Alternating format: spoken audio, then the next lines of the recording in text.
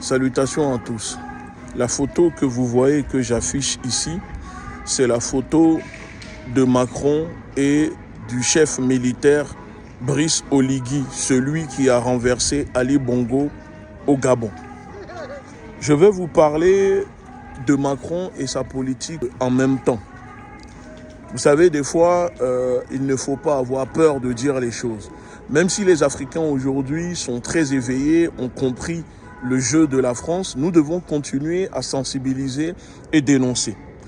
La politique du deux poids, deux mesures et du en même temps, pour moi, c'est la doctrine de Macron et du gouvernement français. Voilà ce qui caractérise la pratique de Macron depuis qu'il est arrivé, depuis qu'il a pris le pouvoir en 2017. Il prétend critiquer les juntes militaires africaines qui rejettent la politique coloniale de la France, comme les présidents patriotes nigériens, maliens, burkinabés. Cependant, on peut le constater, il se prend en photo tout sourire avec le chef de la junte militaire gabonaise à Dubaï. Derrière, il y a la photo de la France, de l'Union européenne. Ça veut dire que c'est une photo organisée. Ce n'est pas une photo prise au hasard.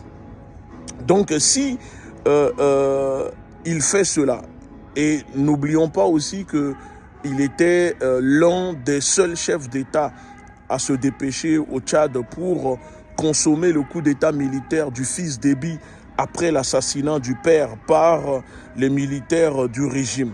Alors, avec tout ça, comment la France peut continuer à prétendre défendre les droits de l'homme, la démocratie, etc. Comment la France peut continuer à vouloir condamner certains dirigeants africains qui ont pris le pouvoir après un coup d'État? Tout simplement parce que c'est ainsi que fonctionne la République négrière française, avec ses contradictions flagrantes en matière de politique étrangère. Lorsque les régimes sont favorables à la France, tout le monde les valide. Mais lorsqu'ils s'opposent à cette dernière avec sa politique coloniale, ils sont attaqués, diabolisés par le gouvernement et les médias aux ordres du régime français. Donc cette photo vient mettre en réalité et en lumière les manipulations et les intérêts qui sous-tendent la politique étrangère de la France. Donc pour moi, il est évident que la France, malgré ses pseudo-discours progressistes, humanitaires, etc., continue de soutenir des régimes autocratiques, des régimes fantoches qui sont, asservis à sa politique, à son idéologie et qui, défendent les intérêts économiques et géopolitiques de la France.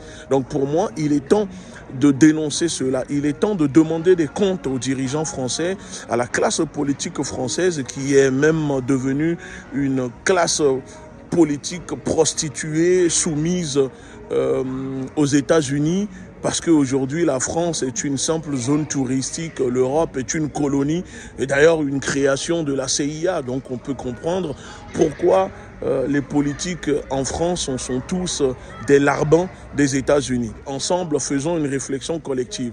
Pourquoi Macron peut critiquer Assimi Goïta, Ibrahim Traoré, le général Tiani, en disant que la France ne s'associe pas à des dirigeants qui ont fait un coup d'État à des juntes militaires, mais là on voit que Macron serre la main et est content d'organiser une rencontre avec le chef de la junte gabonaise. À votre avis, c'est pourquoi? Moi j'ai ma petite idée, mais je vous laisse répondre dans les commentaires.